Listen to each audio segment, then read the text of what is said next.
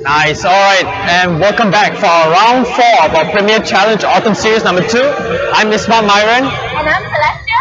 And we're going to round 4 with both our players consisting of Brian Lee and one Muhammad Akil. Alright, and both of these players also are very strong players in our community. I personally fought Akil in the semi-finals of the first Premier Challenge 2 weeks ago.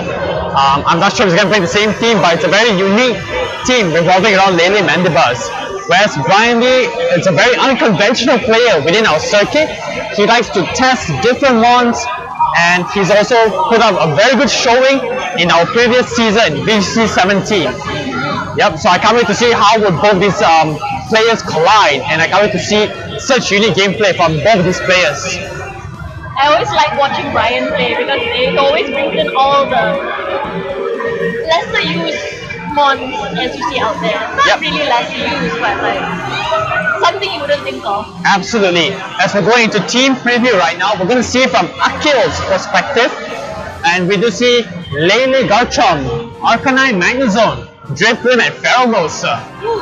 And from Brian's side, we have Tapu Koko, Pelipper, Godangmerd, we have Metagross, Buzzball, Garchomp, and Golda. As we do see, both players have their forms of speed control. On Akil's side, we have Lele and Drifloon, whereas on Brian, we have the Double Duck combo. Yep, the Golduck and Pelipper combination. And with the Magnezone, the Metagross on Brian's side of the field, he could also benefit the psychic terrain of being offered by Akil's perspective.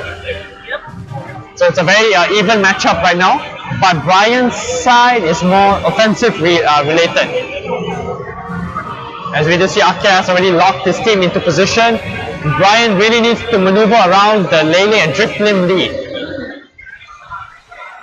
Very interesting because I hardly ever watch a double duck combo go down. Really? Never? Yeah. It's very, very popular. Because every time I watch a match, there is no double ducks inside. It's very unfortunate for you then. I have such bad timing on matches.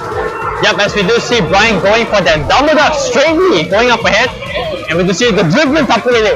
Both players are linking up with their speed control modes. Psychic Surge goes up for Tapu Lele. And we do see the Psychic Seed being activated on Drifloon, boosting its special defense. And we do see Pelipper's Drizzle going up third. That means, when it comes down to this actually, if the Golduck is timid max speed, it will outspeed the Drifloon with the Rain Swift Swim ability. But if it's at the modest nature boosting its special attack, the Drifloon will be significantly faster in the matchup. We do see Metagross being switched in from Brian's side of the field. We do see Sunny Day. So we do know that the Golduck is not timid nature. Or possibly just not max speed. And we do see Encore onto the Drifloon. Wow, that's quite an attack on. And we just see Dazzling Gleam on Tapu Lele. That does over 50% on a Golduck. That's a very offensive-oriented shot, Tapu Lele. Yep, you're right. And the Drifloon has locked himself into Sunny Day. What do you think of that, Celeste? It'll be quite fun to see just, one move gone and you have Sunny Day up. Absolutely. And the Metaverse is in prime position to knock out the Tapu Lele. Now we'll have to see if Akil does maneuver around this and bring in some switches. And how would he manage his own Drifloon being locked into Sunny Day? There goes the girl you saw. Only use Sunny Day. Yep, he might just let Drifloon stay on the field. Just want to prevent the Pelipper from switching in and activating the Rainy Day. Protect goes off on me. I was expecting to protect the ball. What? Oh, we just see a Waterium Z. But under the sun, that would do minuscule damage onto whoever it's going to target. If it's going to target onto Tapu Lele, mind you that's a sun reducing the damage output, and it's a protect by the way. And it does. That's a very smart protect on Akil's calling the Waterium Z onto Tapu Lele. And that was a crit! What? That did like 10%! Oh my goodness. That's like, I don't know, 20% now. Yeah, even though Akil may look in the worst position, that him being locked into Sunny Day, but no, he is remaining vigilant to stay with the Sunny Day play, covering the Pelipper switch in from Brian's side of the field. But the Metagross is posing such an offensive threat on the Tapu Lele slot on Akil's side. I don't know how he's gonna play around the Metagross for that matter. We do see Golduck going for a protect. What does Tapu Lele go for here? Dazzlingly.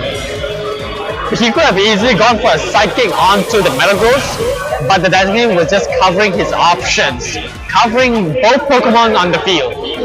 And we do see a Zen Headbutt onto Tapu Lele. Would that make a significant amount? Now, the ideal play would have been Meteor Mash in that position just now, but I'm sure that Brian was just fearing the Tapu Lele being switched in to Arcanine to soak the Meteor Mash.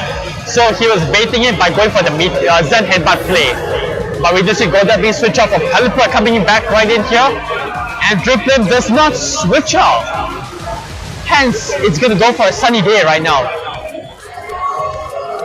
We just see Is he still locked on to Sunny Day?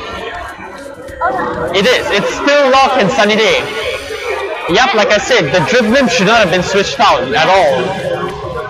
He was just covering the Pelipper switch in, like I mentioned. And the Tapu Lele on the field is just dealing as much damage, just dishing out free damage. Brian just has to receive them. And now Pelipper on the field is not offering much. He's at red HP, and we know that the Pelipper is slower than Tapu Lele because Tapu Lele's terrain activated first, then the Pelipper's drizzle ability.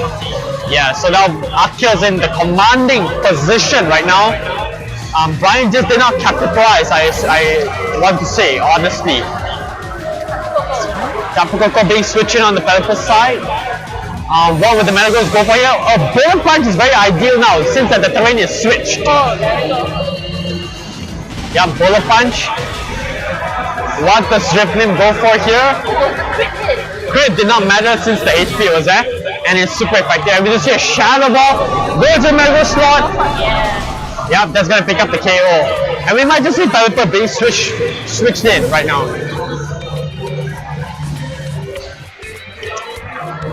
What do you think that Akil might bring in here, Celeste? I was thinking maybe Arcanine. Oh, Garchomp. Garchomp works too. I was thinking of the Arcanine. But it might not have been because you have the double duck combo at the back. Absolutely. Now there's a very free protect and tailwind for Akil's side on the field here.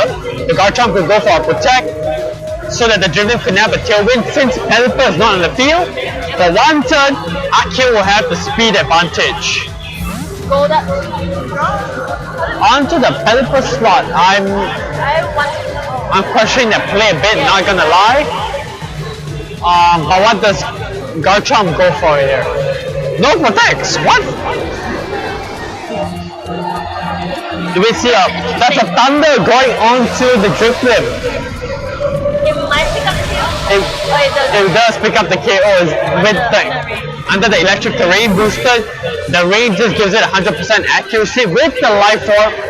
Oh boy, and we do see an Earthquake. But it's okay because the tailwind has been set up, right? But now the only threat to the Garchomp is whether the Golduck outspeeds the Garchomp. Even though tailwind is activated for Brian's side, on Akil's side on the field, but Brian's Pokemon, only Golduck abuses the speed with the rain. Because now it comes down to Golduck carrying the team for Brian at the moment, since he is down to 2 Pokemon. Actually, both players are down to 2 Pokemon. But Akil has the upper hand here. Yeah, in terms of speed, all the Pokemon Akil's side of the field are relatively fast. They're all outspeeding the Pelipper. That's the point. They're all outspeeding Pelipper. So if Garchomp outspeeds the Golduck right here, he could go for a rock slide play and knock out the Pelipper. I would expect a rock slide to come out actually. Yep, but it comes out to speed tiers, honestly. Yep. Protect going off on Pelipper. We just see a Protect going onto the Pelipper. We just see extreme speed. Onto the Pelipper slot. And we just see a Tectonic Rage. So the Garchomp was definitely faster than the Golduck. So he was just ensuring the KO onto Golduck.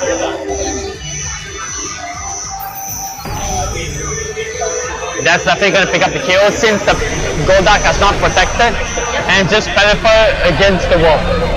Since they're both down to their last two Pokemon, I don't think Briley can snitch out a win here. Because the first few turns he just took too much damage on his team. And there was nothing he could have done to stop it. There's nothing he can do. Yep, the whole plan was spoiled for Brian when Driflim revealed Sunny Day.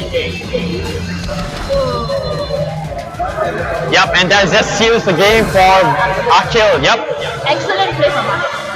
Yep, Akil just had more attacks in his team to better utilize going up against the rain matchup.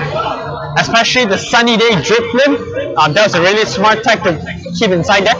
Because in initial Shoma Honami's team, in the Honor winning tournament, he had Rain Dance instead of Sunny Day. So this was a better adjustment for Akil to go up against the rain matchup. That's how I felt. But yeah, that's it going for our round 4. A very commanding win for Akil-san on the field due to his team techs. And I would like to see if he could go further and possibly join the top card matches as well. I predict that he will maybe go into the top cut. Absolutely, with his run so far with just one loss, he just needs one more win to secure his position in top cut. And we'll have to see whether he can play his best to reach up against in top cut. Absolutely. And we are done with our round 4 here. That concludes it. We'll see you again for round 5. See you.